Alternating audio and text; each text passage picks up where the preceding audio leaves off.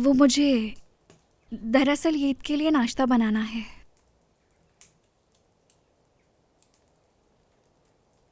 तुम किस किस्म की औरत हो? कोई वक़ार नहीं है तुम्हारा। तुम यहाँ नहीं रह सकती। मैं ये बात जानती हूँ। ईद की वजह से हमें आपका बेटा लेकर आया है। तो तुमने जबरदस्ती मंगनी तोड़वाई है, पर कभी इस घर की बहू नहीं बनोगी तुम। किसी गुमा में मत रहना। ताहिर की मंगनी टूट गई।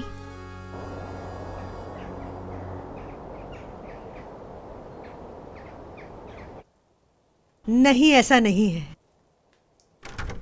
ताहिर ने कल जाकर अंगूठी वापस कर दी है। उसने कहा उस बच्चे की माँ के साथ उसका कोई ताल्लुक नहीं है, समझी? अम्मी, अब बहुत हो गया, बस कर जाए अम्मी, बस। क्या हुआ है? क्या हुआ भाई? सब खैरियत तो है?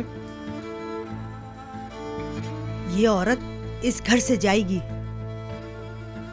वरना मैं इस घर को आग लगा दूंगी। समझ गए तुम लोग? अम्मी आप घर रहने दें, मैं नफीस को ले जाता हूँ। चलो नफीस, ईद को लेकर आओ। तुम्हें नहीं जाना है यहाँ से, सिर्फ ये जाएगी यहाँ से। अम्मी बस कर दे, बस। नफीस, मैंने कहा ईद को लेकर आओ। क्या बाबा के घर जा रहे हैं? नहीं आसिया भाभी, आप टैक्सी मंगवा देंगी, हमें जाना। बस कर जो, ये जुमला मुकम्मल मत करना, मैं तंग आ चुका हूँ। मैंने कहा ईद को लेकर आओ, भाभी इसकी मदद करें। मैं करती हूँ, और वैसे भी आज से जहाँ ईद रहेगा वहाँ मैं रहूंगी। आसिया, चिल्लाओ मत मुस्तफा। मैं इस लड़की को उस खबीस के घर से बचाकर इस घर में तशद्दुद सहने के लिए नहीं लाया हूँ, और मैं आपको भी नहीं समझा पाया, इसलिए आप जैसा चाहती हैं वैसा ही होगा।